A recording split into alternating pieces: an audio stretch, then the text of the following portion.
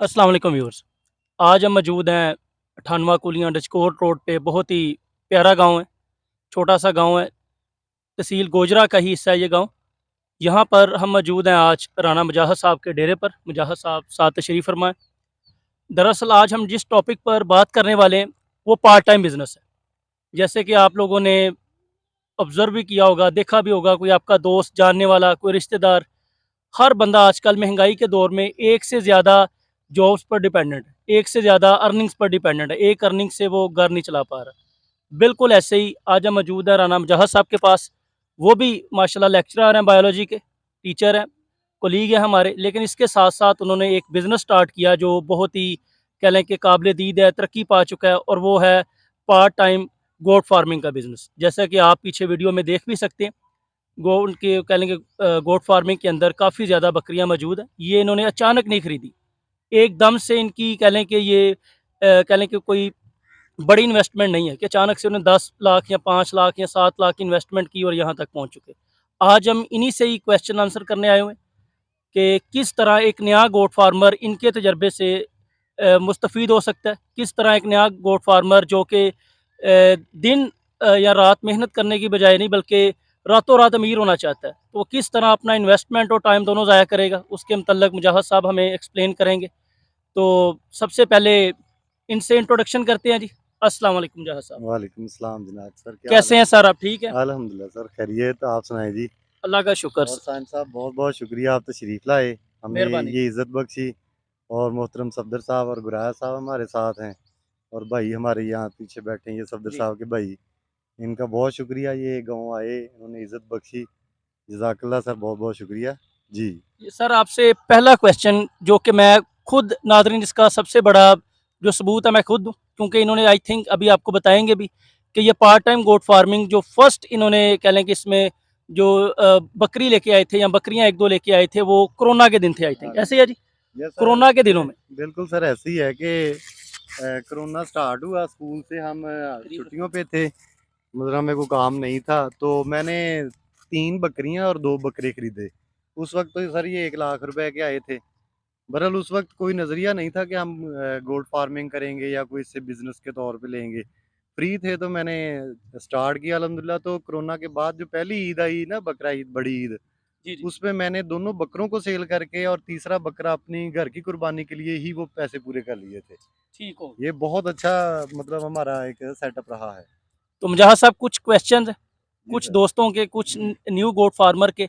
जैसा कि पहला ही क्वेश्चन है कि पहला जो क्वेश्चन जो अभी आपने थोड़ा सा एक्सप्लेन किया, लेकिन मुकम्मल इसको डिफाइन कर दें कि गोट फार्मिंग कितनी बकरियों से स्टार्ट करनी चाहिए, और सेकंडली इसका टारगेट क्या होना चाहिए, गोश्त टारगेट होना चाहिए या इसका टारगेट बकरियों का दूध होना चाहिए? जी, सर, इसका जो सबसे बात, पहली बात ये है कि कितनी बकरियों से शुरू करना चाहिए। मैंने आज तक सर जितनी भी कोई लोगों की काविश देखी है ना, उसमें ये होता है कि जितना बिज़नेस को कम छोटे लेवल से शुरू करेंगे, वो ज़्यादा कामयाबी की तरफ जाता है। जी क्योंकि जितना ज़्यादा आपने जानवर इकट्ठे कर लेने हैं, लेकिन अगर आप उनकी हिफाज़त नहीं ना कर सकते, तो फिर वो नुकसान में जाएँगे। लिहाज़ा बेहतर यही है कि आप 2-3 जानवरों से एक आम जो घर वाला कोई शख़्स है, कर सकता है। लेकिन अगर कोई प्रॉपर गोट फार्मिंग करना चाहता है, तो मैं 7 से 8 बकरियों का मशवरा देता होता हूँ कि 7-8 बकरियाँ हों और एक उनमें अपना ही ब्रीडर हो। ठीक हो जी गया। सर।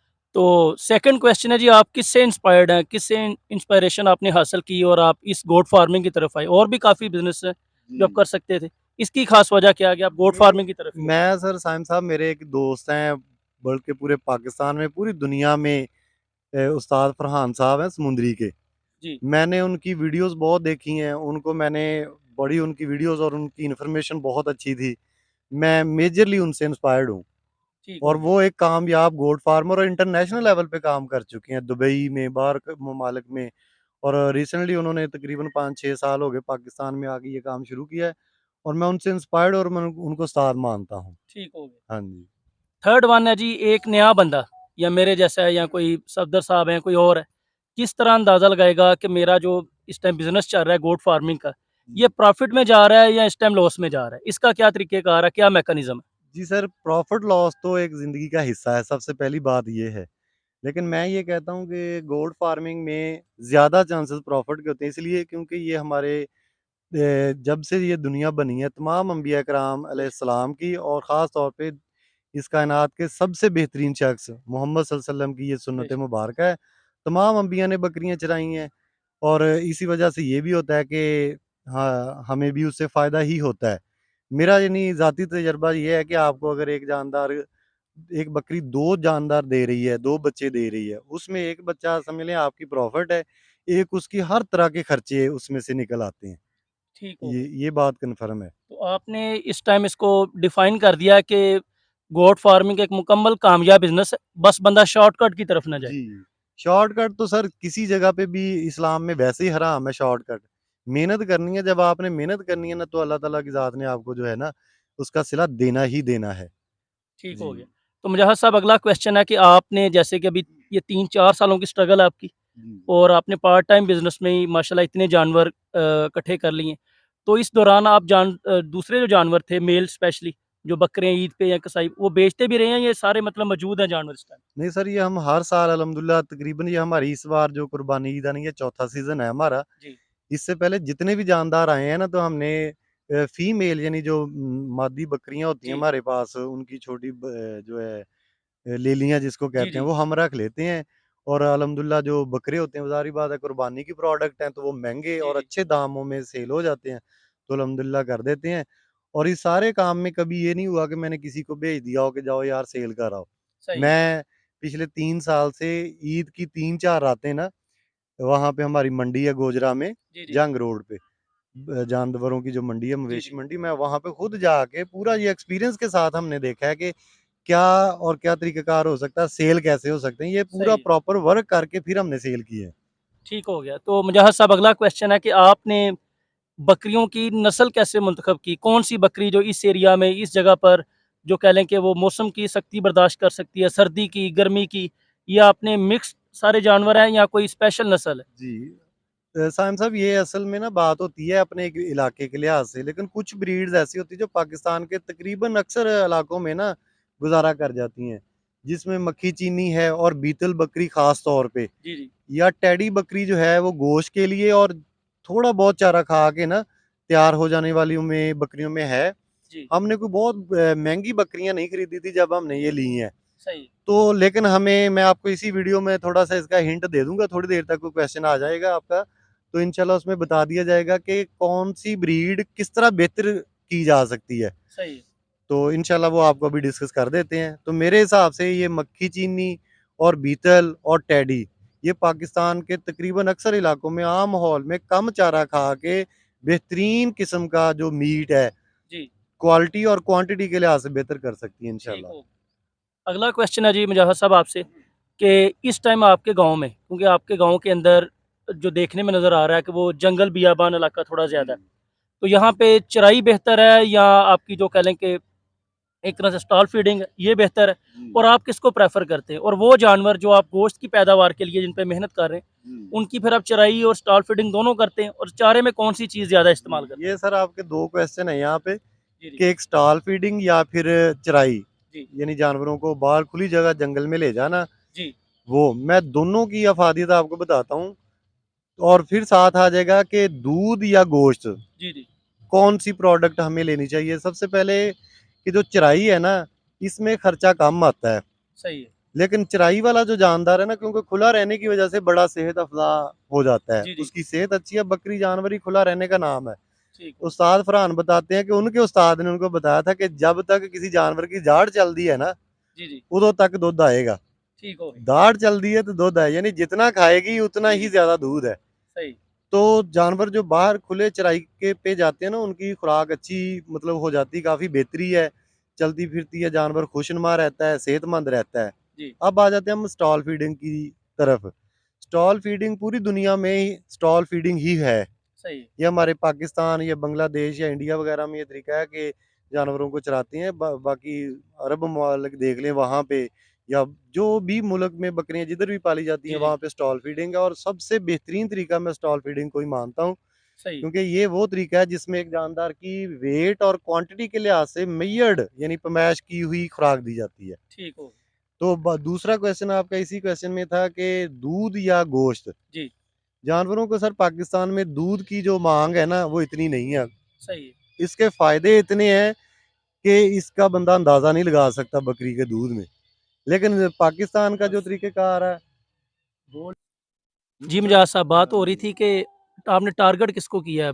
जानवर के गोश्त को किया है या इसके दूध को किया हमारी है? सर इससे पहले वक्फे से पहले बात हो रही थी कि गोश्त जो है ना मेन हमारी मंडी या मार्केट गोश्त की है। जी, जी। दूध तो इसका बकरी का इतना सेहत के लिए अच्छा है और तिब्बे नबवी सल्लल्लाहु अलैहि वसल्लम में इसकी बड़ी अफादियत बयान की गई, लेकिन पाकिस्तान में इसकी मार्केट नहीं है। सही। मैं कहता हूँ कि अगर किसी जगह पे ये दूध जितना पाकिस्तान में बकरियों का होता है ना, अगर ये किसी किसी अंग्रेज़ मुल्क में हो, जी, जी। पाकिस्तानी करेंसी के लिहाज़ से 3000 का लीटर ब सेल हो, ठीक, इतनी ठीक। अफ़ादियत है। बहरहाल क्योंकि यहाँ पे इसका कोई ट्रेंड ही नहीं है, जी, जी। तो गोश्त मेन टारगेट है कि एक जानवर का गोश्त हम सेल करने के लिए जानवरों को पालते हैं। सही। खूबसूरती के लिए भी पाली जाती हैं, जी, जी। लेकिन ज़्यादा टारगेट जो है ना गोश्त का होता है, ताकि क्योंकि इसकी गोश्त तमाम जितने भी हमारे मीट यहाँ पे मिलते हैं, उनमें सबसे महँगा इसी को माना जाता है हुँ, और इसकी जो प्रोटीन लेवल है, वो भी बहुत अच्छा है गोश्त का। ठीक हो गया। इसलिए मेन टारगेट जो है ना गोश्त है हमारा। तो जो फीमेल जानवर होते हैं वो हम आगे नस्ल बढ़ाने के लिए रखते हैं ताकि वो बच्चे पैदा करें सही। और नंबर ऑफ जो जानदार हैं यानी एनिमल्स हैं वो बढ़ जाए। जी। जी सर। अगला क्वेश्चन मिजाज साहब आपसे कि आप किसको प्रेफ़र करते हैं? बाड़े को प्रेफ़र करते हैं या इसके कह लें कि जो इस तरह होते हैं, वो जी, हाँ। इसको रखते हैं शेड के अंदर, वो जी, प्रेफ़र सर करते हैं? बाड़ा सिस्टम जो है ना वो हमारा क्योंकि जो लोग इतना ज़्यादा खर्चा नहीं करना चाहते, जी, कम पैसों में बेहतर जो माहौल है वो बाड़ा सिस्टम में मौजूद है। ठीक हो गया। बाड़ा सिस्टम में सारा दिन जानवर जो है वो फ्री फिरते रहते हैं, जब भी मतलब उनको चराने के बाद वो आ जाते हैं उधर जी, फ्री रहते हैं। लेकिन जो शेड होता है वो प्रॉपर एक तरीक़ेकार होता है, उसमें जानवरों के आराम करने की बहुत बेहतर जगह होती है। जैसा जी, कि आजकल जो मॉडर्न शेड आ रहे हैं ना उसमें बेस पे फटियाँ लगा के उनमें थोड़े-थोड़े सुराख होते हैं ताकि उनका जो वेस्ट प्रोडक्ट है, उनका जो पखाना है वो जी, जी। नीचे और यूरिन उनका नीचे चला जाए। ठीक, ठीक। लेकिन जो शेड है उसमें क्योंकि जानवर उधर ही पेशाब करता है, उधर ही उसके रहने के लिए जगह होती है, खाली जगह होती है ज़्यादातर ओपन। वो मैं बकरी की ग्रोथ के लिए इतनी ज़्यादा बेहतर नहीं समझता। बाड़ा सिस्टम इतना अच्छा जो है सेटअप नहीं है। जो मॉडर्न गोट फार्म्स हैं, उनमें जो तरीक़ेकार है वो बहुत अच्छा है। ठीक हो उनके गया। जानवरों की सेपरेशन बच्चे अलहदा हैं, जी, जी। तो जो प्रेग्नेंट गोट्स हैं वो अलहदा हैं, जो जिन्होंने दूध देना होता है वो बकरियाँ अलहदा। जी, जी। वहाँ पे जानवरों के पार्ट्स को तोड़ना, कट करना यानी उनको ख़राब हुँ, होने से ना जानवर बच जाता है। ठीक हो गया। नर अलहदा होते हैं उनमें, फीमेल जो है मादी बकरियाँ होती हैं वो अलहदा होती हैं। ठीक हो गया। जी सर। तो अगला सर क्वेश्चन है कि अक्सर आपने देखा होगा इसी गाँव में या किसी और गाँव में भी आपने अपने दोस्तों में भी ये मिसालें देखी होंगी कि वो 2-4 बकरियाँ तो रख लेते हैं, लेकिन वो खुद ही अंदाज़ा लगा रहे होते हैं कि अब इस बकरी में हीट प्रोड्यूस होगी, जी, अब इसको ब्रीडर के पास ले जाना चाहिए, वो जी, किसी और हवेली में या पास के किसी दोस्त के पास जैसे भी। जी। लेकिन आप क्या समझते हैं कि एक कह लें कि पूरे इस काफ़िले में, इज्जड़ में, एक ब्रीडर का होना कितना ज़रूरी है और कितनी बकरियों के लिए ब्रीडर सर कितने होने चाहिए वो जी भी बता सर। दें? सर कामयाब गोट फार्मिंग के लिए ना ब्रीडर इंतहाई ज़रूरी है। जी, इतना ज़रूरी है कि जैसे आप अंदाज़ा लगा लें कि बहुत अच्छी नस्ल तैयार करने के लिए अच्छा ब्रीडर चाहिए। जी, लेकिन अगर ब्रीडर हमारे पास नहीं होगा ना तो बकरियाँ सर बहुत देर से प्रेग्नेंट होंगी। सही है, ये कुदरती अमल है, अल्लाह ताला ने जानवरों को खुले चलने फिरने के लिए दुनिया में भेजा है। सही तो है। जब उनमें ब्रीडर होगा ना तो वो बहुत जल्दी मतलब प्रेग्नेंट हो जाती हैं जी, और खर्चा कम आता है। एक जानवर एक तकरीबन हमारे जो अंदाजे के मुताबिक है, यहाँ पे अल्हम्दुलिल्लाह जब किसी जानवर की हम अच्छी खुराक देते हैं तो वो 1 साल के अंदर-अंदर प्रेग्नेंट हो जाती है बकरी। ठीक हो लेकिन अगर ब्रीडर पास नहीं होगा तो वो 2 साल, 1.5 साल लग जाता है। तो जितना टाइम ज़्यादा लगना जानवर को, जी, जी, उतनी ही ज़्यादा खर्च बढ़ना है, तो फिर फ़ायदा कम होता है। ठीक हो जी सर। मीन कि आपकी बात से यही समझ आई कि ये जो काम है, ये हमें ब्रीडर पे छोड़ देना जी। चाहिए। खुद और कोई अंदाज़ा, कोई जी, एस्टीमेट इस तरह और की चीज़। 15 बकरियों के लिए मैं जो समझता हूँ 15 से 20 बकरियाँ हो ना, तो एक अच्छी नस्ल का ब्रीडर बकरी महँगी ना खरीदें, जी, ब्रीडर महँगा खरीद लें एक। वो हेल्दी मतलब हो। जी, सही, और सही। क्वालिटी का फ़र्क होता है, यहाँ पे आप बेशक वीडियो बना लीजिएगा, हमारे हुँ, पास जो हमारा बड़ा ब्रीडर था ना बकरा, जी, वो हमने सेल कर दिया, बीमार हो गया था, जी, जी, तो लेकिन ये नहीं उसकी टाँग का कोई इश्यू बना था। तो उसकी बजाय अब हमारे पास एक छोटा ब्रीडर है, आप दिखाइएगा जी, जी, है छोटा अभी, लेकिन जी, क्वांटिटी और उसकी क्वालिटी, उसकी हाइट और उसके आगे जो जानवर बच्चे हैं, वो भी आपको दिखाएँगे बड़े ज़बरदस्त आ रहे हैं। यानी ब्रीडर का होना बहुत ज़रूरी है सही और है। ब्रीडर भी अच्छी नस्ल का हो। ठीक आप हो गया, ब्रीडर की वजह से अच्छी नस्ल जो है वो तैयार कर सकते हैं। ठीक जी। हो गया। अगला क्वेश्चन है कि कुछ बंदे ये बिज़नेस स्टार्ट करने से पहले आपस में जब बातें करते हैं, कि मीन वो जाते हैं कट्टा फार्मिंग की तरफ या गाय रख लेते हैं या भैंसों का फार्म बना लेते हैं। उनका ख़्याल है कि ये जो बकरियाँ ये मौसम की शिद्दत बर्दाश्त नहीं कर पाती, गर्मी की शिद्दत नहीं बर्दाश्त कर पाती या सर्दी की, नज़ला ज़ुकाम, तो जी। वो इनसे बहुत डर जाते हैं। इसके बारे में आपका क्या कहना है? आपने इनको कैसे फेस किया? सर बकरी जो है ना एक स्टडी है, एक नॉलेज है। जी, मैं गाय भैंस बकरी में तो क्योंकि हमारा गाय भैंस में हमारा एक्सपीरियंस नहीं है। जी, जी, बकरी का हमारा एक्सपीरियंस है कि बकरी एक ना मुकम्मल नॉलेज है, इल्म है। सही जो है, बंदा इसे हासिल कर लेता है ना, फिर इससे उसको नुकसान कम होता है। ठीक हो गया, मैं तो ये कहता हूँ। बाकी मौसम की सख्ती या मौसम का नुकसानदेह होना, ये जी, बाकी जी, बड़े जानवरों की निस्बत जो है ना ज़्यादा ठीक हो गया, महसूस करती है ये बकरी। ठीक हो जी गया। सर। अगला क्वेश्चन है कि बकरियों की वैक्सीनेशन के लिहाज से, जी। कि वैक्सीनेशन कब करवानी चाहिए? और इसके लिए उसको जो फार्मर है गोट फार्मर खुद उसको कितना पता होना चाहिए? वेटरनरी डॉक्टर से कब मशवरा करना चाहिए? कब उसको पहले उससे कंसल्टेशन करनी चाहिए? कब वो आएगा? कब वो देखेगा ये जी। सारी चीज़ें? ये सर गवर्नमेंट ऑफ पाकिस्तान का ये बहुत अहसन कदम है कि उन्होंने ना हर जो हमारे सिविल हॉस्पिटल हैं, वेटरनरी हॉस्पिटल्स हैं जी, ना, जी। वहाँ पे साल में 3 बार इनकी वैक्सीनेशन नॉर्मली वो करवाने के लिए वैक्सीन आती है। ठीक हो तो गया। वहाँ पे वैक्सीन के लिए लोग जाते हैं और गवर्नमेंट का अपना सेटअप भी हमारे व्हाट्सएप ग्रुप बना हुआ है बंदे का। जी, जी, तो जब भी वैक्सीन आना हो, तो उधर से वो लेके आ जाता है। तो हमारा क्योंकि हम लेके जाते हैं चराई के लिए जानवर, जी। तो अगर वो जंगल में भी हो तो सर उधर वो वैक्सीन लगा देते हैं। ठीक हो गया। साल में 3 वो बार फील्ड में वैक्सीन रहते हैं? जी, फील्ड में ही रहते हैं और सही, सही। बड़ा उनका क्योंकि गवर्नमेंट की तरफ से उनसे चेक एंड बैलेंस भी है, जी, जी। तो इस तरह वो वैक्सीन कर देते हैं। 3 तरह की वैक्सीन जो है वो होती है उनमें। तो लेकिन जानवरों को जो हमारे थोड़ा अनपढ़ तबका है ना, वो डरता भी है इससे। सही है, मतलब यहाँ पे हमने शुरू किया, तो जो आम लोग थे वो कह रहे थे कि वैक्सीन ना करवाएँ, सही इससे है। जानवर मर जाते हैं। जी, जी। लेकिन ऐसी बात नहीं है, वैक्सीन जानवरों को आने वाले वक़्त में तैयार कर देती है ठीक हो गया, कि ठीक वो हो गया, मौसम की और उस बीमारी की शिद्दत को बर्दाश्त कर लेता है। ठीक हो गया। तो उसके बाद ये भी लोगों का ख़्याल है कि जो वैक्सीनेशन करवाते हैं, तो वो तब करवाते हैं वैक्सीनेशन जब जानवर बिल्कुल निडाल हो चुका होता हाँ है, जी। बीमारी का मुकम्मल अटैक हो चुका होता हाँ है। जी। तब वो कोई वैक्सीनेशन से एक आध जानवर एक्सपायर हो जाए, तो वो हुँ। सारा कसूर उस डॉक्टर का निकल हाँ आता है। जी। इसके बारे में सर आप क्या कहेंगे? ये वही बात है कि गोजरा में बंदे ने मरीज़ को इतनी देर रखा कि जिस जी, दिन वो मरने लगा तो अलार्ट ले गए ठीक और है। अलार्ट में कह दिया जाता कि अलार्ट बंदा चला जाए मर जाता है। जी, जी, तो जब भी कोई जानवर बीमार होना है उस वक़्त तो सिर्फ़ उसका ट्रीटमेंट होता है। सही है। वैक्सीन एक मेडिसिन होती है क्योंकि हम मैं बायोलॉजी के साथ थोड़ा-सा रिलेटेड हूँ कि जो जी, जी, वैक्सीन है ना, जी, जी, वो बीमारी लगने से पहले दी जाती है। ये ठीक हो गया। हिफ़ाज़ती तौर पे ली जाती है। जी, जी, तो इसलिए वैक्सीन करवानी चाहिए और वैक्सीन की वजह से नुकसान कोई नहीं होता। ठीक हो गया। वैक्सीन जानवरों की सेहत के लिए अच्छी है। सही हो गया। और आखिरी क्वेश्चन है कि जैसे एक बकरी की किस्म हम बहुत ज़्यादा देखते हैं टेडी बकरी। जी। एक न्यू गोट फार्मर को कौन-सी किस्म है और कितने पैसों तक इन्वेस्टमेंट करनी चाहिए और बैकअप प्लान क्या होना चाहिए? कई बंदे क्या करते हैं, फॉर एग्ज़ाम्पल उनके पास 10 लाख है, 10 लाख ही इन्वेस्ट कर दिया, पीछे कोई बैकअप मनी नहीं और वो कैलकुलेटर लेके बैठ जाते हैं कि अब मुझे इस महीने में 10 लाख मुनाफ़ा आएगा, 5 लाख आएगा। इसके बारे में आप क्या कहेंगे? सर उस्ताद फरहान साहब कहते हैं कि बकरी खरीदने से पहले ना उसके रखने के लिए जगह का इंतज़ाम करें। ठीक हो गया। अब आपने बकरी को रखने के लिए जगह का इंतज़ाम करना, चाहे वो 30 लाख में हो जाए, जी, चाहे 30,000 में हो जाए। सही है। 10 बकरियों की बजाय 2 बकरियाँ ले लें, जी, लेकिन उसके रहने का बंदोबस्त जो है ना, वो खाने-पीने का, ज़रूरी है। रहने के हाँ लिए। जी। सही है।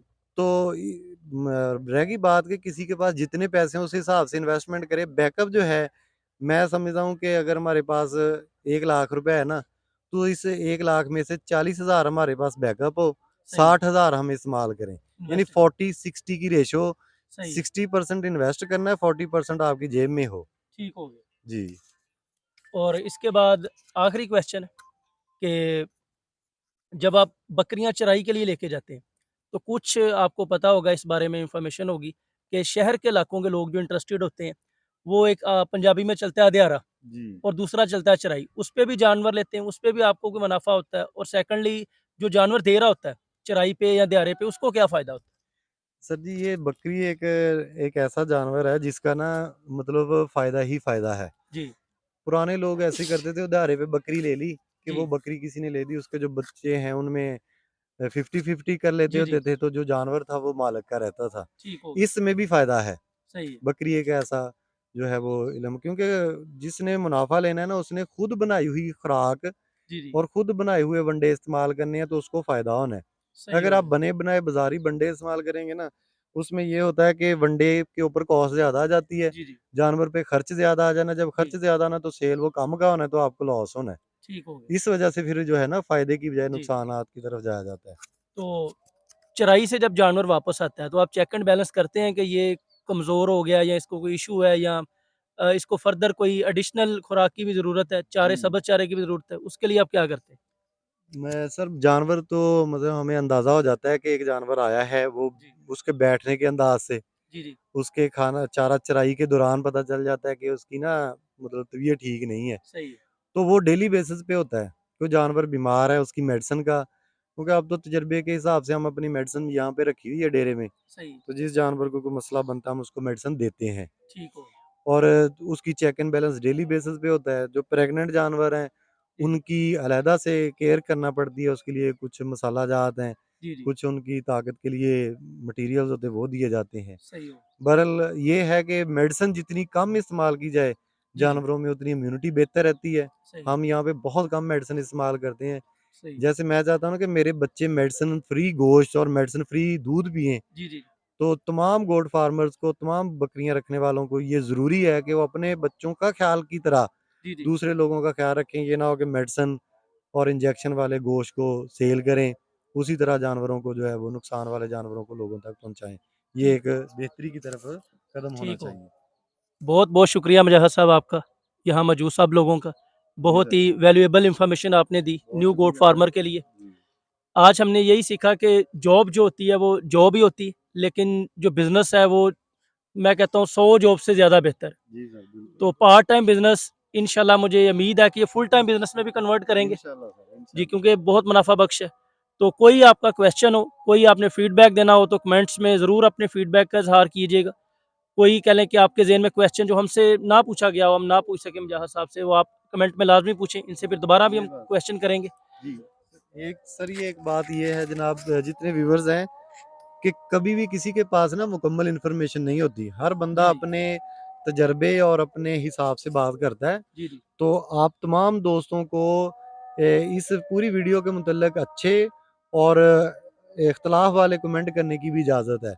जी। लेकिन तमाम तर जो बातें हैं वो अखलाकियात के दायरा में हों, तो हम इंशाल्लाह आपके जो सवालात होंगे उनके भी जवाब, और जो आपके कमेंट्स होंगे इंशाल्लाह उनको हम पढ़ के उनके अकॉर्डिंग जो है वो अपनी बेहतरी भी कर सकते हैं। हमसे ज़्यादा कोई इन्फॉर्मेशन वाला बंदा है तो हमें इस चीज़ से बहुत सारा खुशी होगी इंशाल्लाह। ठीक हो। जज़ाकल्लाह। नहीं जी, ये था आज का इंटरव्यू। आपने देखा किस तरह गोट फार्मिंग एक कामयाब बिज़नेस है। शर्त ये है कि कोई शॉर्टकट ना हो बल्कि दिन-रात मेहनत हो, इनका ख़्याल हो। हमें दीजिए इजाज़त।